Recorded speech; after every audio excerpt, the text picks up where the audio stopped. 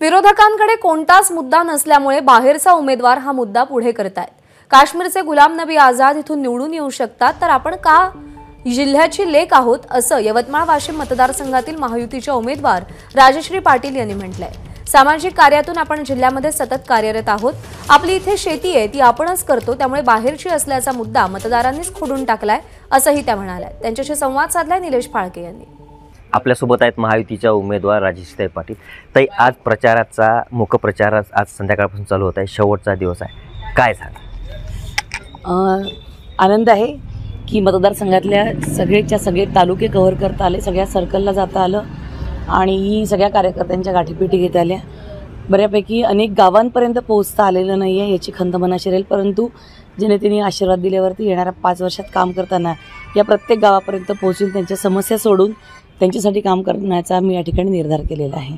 आपल्यावरती सातत्याने बाहेरचा उमेदवार आहेत असं विरोधकाकडून बोललं जात आहे, नेमकं त्यांच्या याला तुम्ही कशा पद्धतीनं आव्हानाला तुम्ही तोंड देता? आता तो विषय संपलेला आहे, शेवटच्या टप्प्यात आहे। त्याच्यामुळे विरोधकांकडे कुठलाच मुद्दा नसल्यामुळे त्यांनी खरं म्हणजे क्षमतेवर, ही लोकसभेची निवडणूक आहे, त्यांनी क्षमतेवरती प्रश्नचिन्ह निर्माण करायला पाहिजे होते। काम कशा पद्धतीने करतील याच्यावरती प्रश्नचिन्ह निर्माण करायला पाहिजे, ती लोकसभेची निवडणूक आहे। काश्मीरची गुलाम नबी जर आपल्या इथून निवडून येऊ शकतात, मी या माहेरची लेक आहे। इथे 26 वर्ष मी काम केलं आणि लग्नानंतरही या तालुक्यांमध्ये माझ्या 12 शाखा आहेत। गोदावरी फाउंडेशनच्या माध्यमातून, विविध सामाजिक कार्याच्या माध्यमातून सातत्याने या भागात संपर्कात राहिलेली आहे। माझं माहेरचं घर इथे, माझी शेती इथे, जी शेती मीच करते। दर महिन्याला माझे कार्यक्रम त्या गावात होतात, त्याच्यामुळे मी बाहेरची आहे आणि हा मुद्दा लोकांनीच खोडून टाकलेला आहे, त्यात मला काही वेगळं करायचं काम पडलेलं नाही आहे। आज प्रचाराचा शेवटचा दिवस आहे, काही तासावरती मतदान आहेत, काय मुद्दे तुम्ही लोकांपर्यंत आजपर्यंत मांडले? निश्चित मी इथली माहेरवाशीण असल्यामुळे माहेरचा मुलींना विशेषतः जास्त जिव्हाळा असतो, त्याच्यामुळे जिव्हाळ्याने मी या भागातले प्रश्न सोडवेल।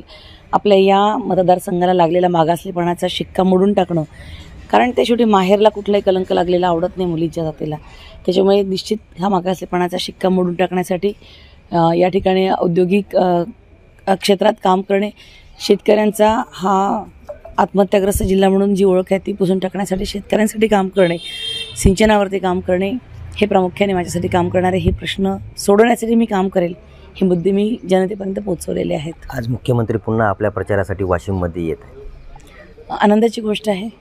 लेकीसाठी सगळ्यांनीच झटलेले आहेत, त्यात सर्वसामान्य कार्यकर्त्यांपासून ते मुख्यमंत्र्यांपर्यंत प्रत्येकजण माझ्यासाठी येतो आहे, ही माझ्यासाठी आणि माझ्या लोकसभेसाठी सुद्धा खूप आनंदाची गोष्ट आहे। या निमित्ताने लोकसभेतले प्रश्न थेट मुख्यमंत्र्यांपर्यंत जातील, ही सकारात्मक बाब आहे।